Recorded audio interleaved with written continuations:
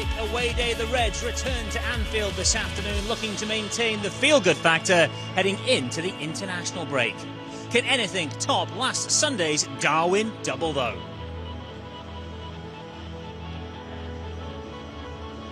It is Liverpool versus Aston Villa in the Premier League. And come 2 p.m, Steve Hunter and John Aldridge will talk you through all the action with live commentary on LFC TV and LFC TV Go.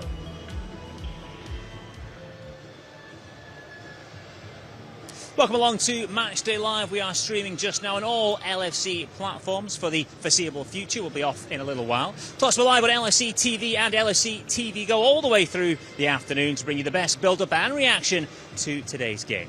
Ronnie Whelan and David James are my guests today. We'll hear from the boys in just a second, but the team news has dropped, so we should give you the details of Liverpool's starting lineup for this afternoon.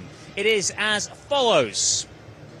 Couple of changes from Jürgen Klopp. The big news is that Darwin Núñez is in from the off. It's Alisson Becker in goal, back four. Andy Robertson, Joel Matip, Joe Gomez and Trent Alexander-Arnold. Curtis Jones comes in midfield. Only one appearance this season so far. That was as a sub at Stamford Bridge. Alongside him in midfield, it's Alexis McAllister and Dominic Szoboszlai.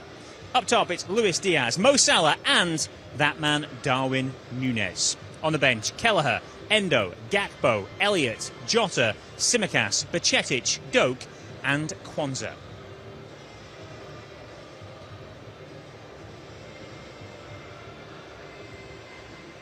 Yeah, we'll delve into that in just a second. Plus, we'll bring an exclusive interview with Ryan Gravenberch shortly. But first, I should just wind the clock back and take you boys back to when you were teams. I forget you overlapped for a couple of seasons. What was it like when young David strode into that Melwood dressing room for the first time?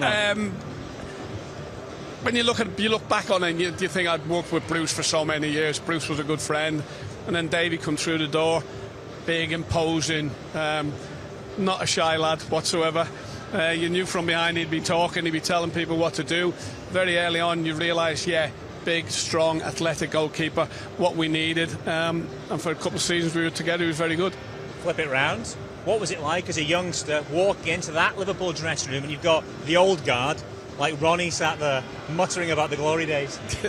Well, good afternoon everyone, first of all, or wherever you're watching, of course. Yeah, I mean, I came to the club, I didn't fully appreciate what Liverpool Football Club was about, and the likes of Ronnie, and he mentioned there Bruce Gobler, who was an icon for me growing up, a hero even, to actually get in the change room and learn from these experienced players was valuable. Even though for the first couple of seasons I was in and out the side, long term it was something which helped me go through the rest of my career. So thanks, Ronnie.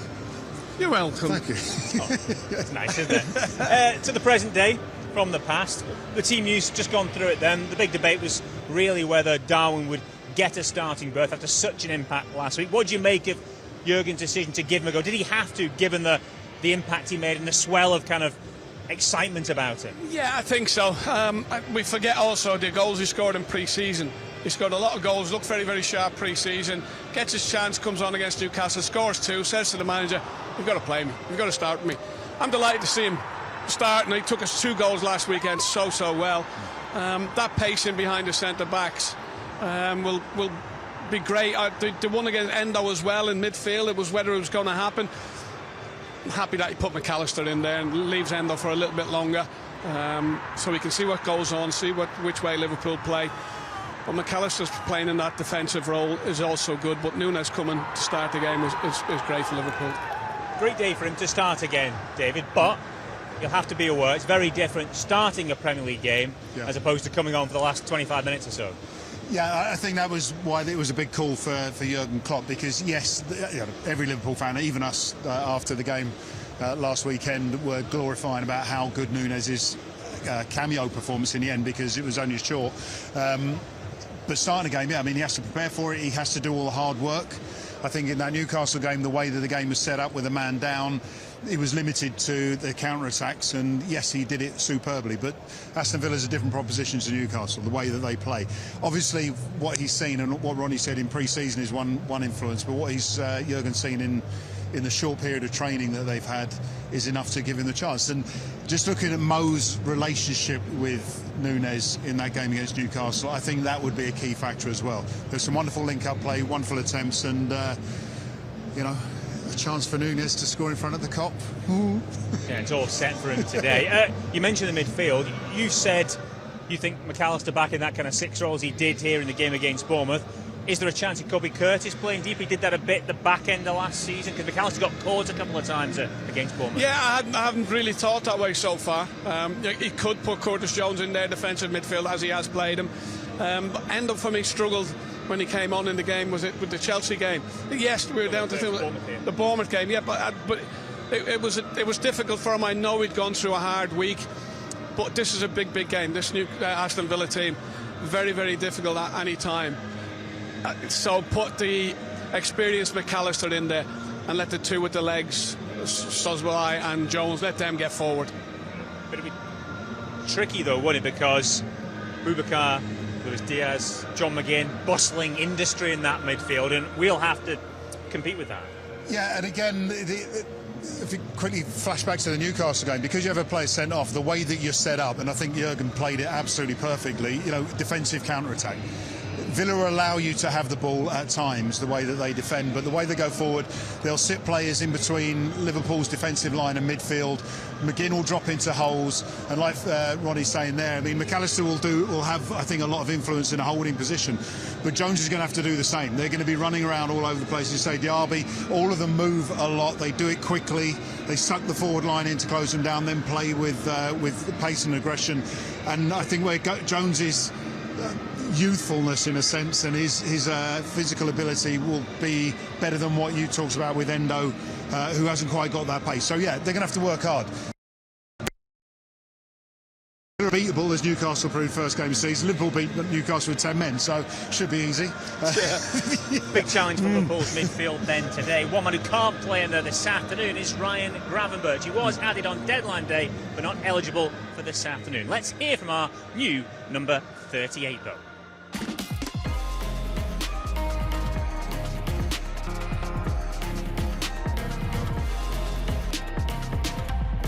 Yeah, I'm very happy that the deal is done, that I'm finally here. So, yeah. So why Liverpool then? Why are Liverpool the right club? Yeah, if you see it from the outside, yeah, it's one of the biggest clubs in the world.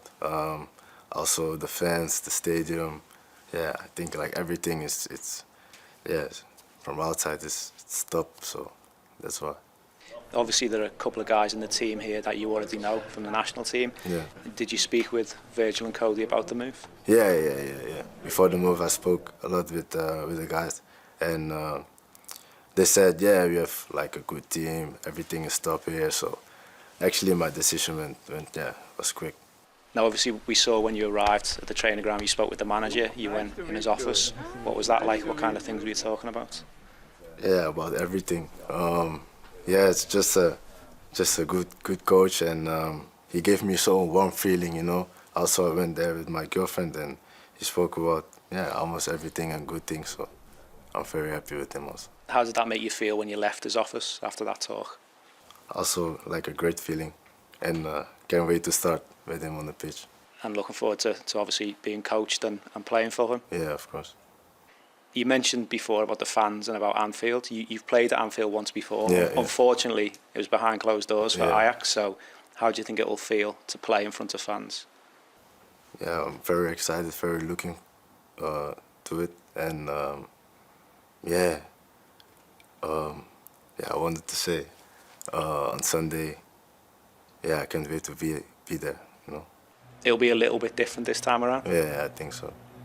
So you're hoping to be at the game on Sunday when Liverpool play Aston Villa. Are you looking forward to finally getting to see Anfield as a Liverpool player?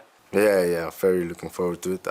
I can't wait to hear the You Never Walk Alone song, so yeah. So how would you describe yourself as a player? What are your strengths for the fans watching? And my strengths, I think I'm like a good dribbler. I'm a technical player. Also box-to-box player. I think, I've also a good shot. So. Do you think your style suits the way Liverpool play? Yeah, 100%. Maybe didn't get the game time you'd have liked in your season with Bayern. Yeah. Has that maybe stoked you a little bit further to get going here now at Liverpool? Yeah, if I'm honest, yes. Yeah, now we start with fresh again, you know, new start, and yeah, I'm gonna give all for this club. He was 16 years, 4 months and 7 days when he made his Ajax debut in a game against PSV, a big game in the Dutch Eredivisie. He's got a lot of experience for a player who's only 21 just now. But where is he going to play? He just said box to box. I'm not looking at Liverpool signing another box to box midfielder. We are desperate for a defensive midfielder. Jürgen seems to think that he can play that role. But Endo coming in, will he play that role? We are full of box-to-box players, Elliott Jones, Soboslai, McAllister. It'll be interesting when he gets up to steam and where he will play. I would hope that he can do that holding midfield role, but he doesn't seem to think that he's that sort of player. He wants to do box-to-box. Yeah, we have perhaps been guilty of assuming that he will be the guy who sits at the bottom, and that's us being naive, watching from afar. Well, that must be what he's going to do, because that's what we need, as Ron said. But actually, if you listen to him speak about what he wants to do, his attributes, he sees himself as a taller, skillful, on the ball, carrying the ball forward, box to box, as Ronnie says, player, rather than someone who just sit and try and dictate. Yeah, what I find interesting, I mean, it is interesting because I'm looking across the Premier League and looking at different teams who had a way of playing. Man City is probably a prime example, having been champions as they have recently. They're changing the way they play. And the idea that Liverpool have to play in a certain way with a defensive midfield, if you like, the Liverpool that I remember being the big threat was essentially a back four with 6 players ahead of them. Moving about, rotating, and I think Graham Beck could fit that role, like you say, because he's big. Most importantly, he's 21. You know, he's not like Endo, who's 29, 30 years old, who's essentially had a long part of a career doing a certain thing. This is a guy that can be moulded into whatever Jürgen and he wants to become, and I think that's the exciting bit about this. I don't think he's exactly ready yet. You talk about the experience. He's I know he played in the World Cup, but he hasn't had a lot of first team national experience. A lot of it's been under 21s. He played recently under 21s, but at 21 years old, there is a potential there that this guy could be amazing and fit one of many different roles, and I think that would be better for Liverpool than just trying to pigeonhole him in a defensive mid-role well, there is position. that. In many ways, he might be a rough diamond to be polished up Yeah. here. He's got all the ingredients. He's got the Ajax schooling, where they're used to playing in different positions, using the ball. He's got the physicality, and he's been around big teams. He's actually been part of title-winning sides the last 3 years, both at Ajax and at Bayern Munich. So now he can be just sort of rounded and modified and fine-tuned by Jürgen and his staff. That's the plan, I would presume. Yeah, but everywhere or every team tries to or looks for a player who can play in numerous positions. Liverpool now have a lot of players that can play in numerous positions, whether it's across the front, the 3 in midfield, at the back.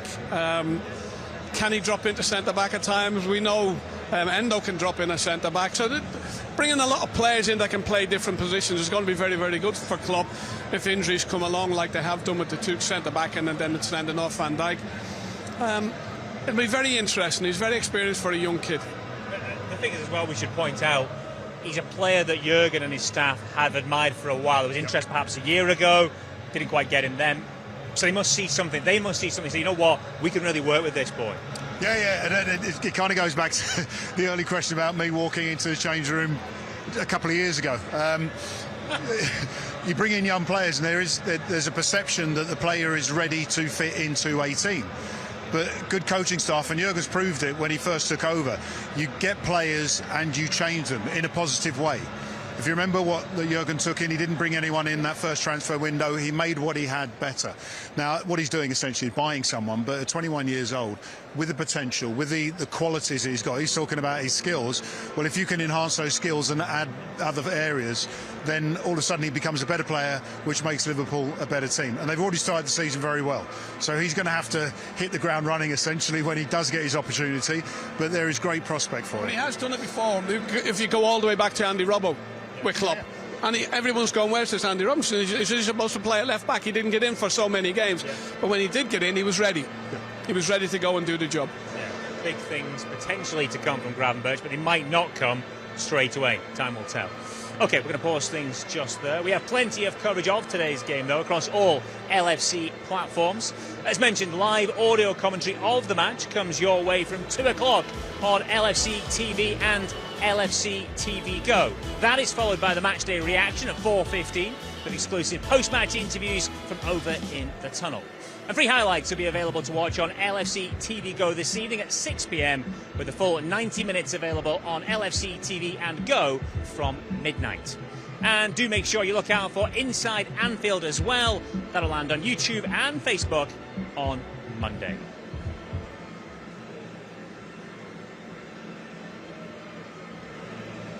Okay, we will pause there and take a short break. When we come back, we'll have more build-up to today's game for our viewers on LFC TV and LFC TV Go. If you aren't a subscriber, details of how to subscribe are across our website, liverpoolfc.com/watch. Wherever you are watching us in the world, do enjoy the game. If you're staying with us on LFC TV Go, we'll see you after this break. Goodbye.